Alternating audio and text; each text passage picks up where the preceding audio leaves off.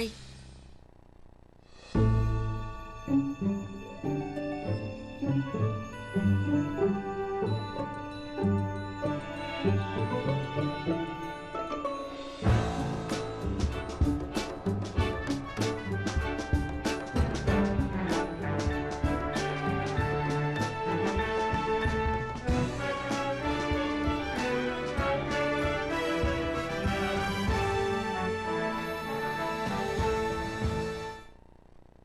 Hi, I'm Robert Osborne.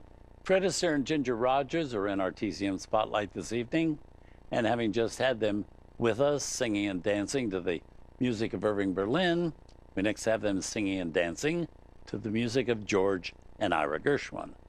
Our next film is Shall We Dance from RKO Radio Pictures in 1937. Now, if you have trouble keeping clear which plot goes with which Rogers and Astaire movie, and I always do, this is the one in which Fred is a ballet dancer who falls for Ginger, who's a musical comedy star, and she doesn't want to have anything to do with him. Then to make matters worse, everybody soon thinks they're married, which they then try to clarify when they're not dancing on roller skates, or on board a luxury liner, or in a great Art Deco nightclub. This was the 7th film Fred and Ginger made together. Now it's considered one of their best.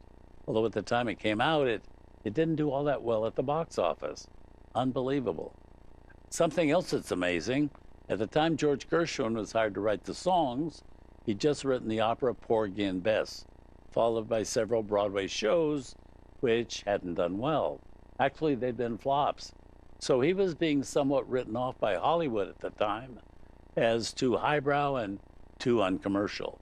Gershwin was paid $55,000 for all the songs he wrote for this movie, that amount considerably lower than what Irving Berlin and Jerome Kern had recently been paid to write scores for Rogers and Astaire.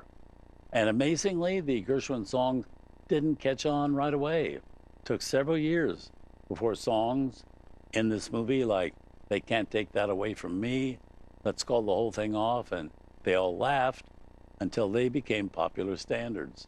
By then, George Gershwin was no longer around. He died at age 38, the same year this next movie was released, 1937. So from RKO, also those two great reliables of comedy, Edward Everett Horton and Eric Blower, we bring you Shall We Dance?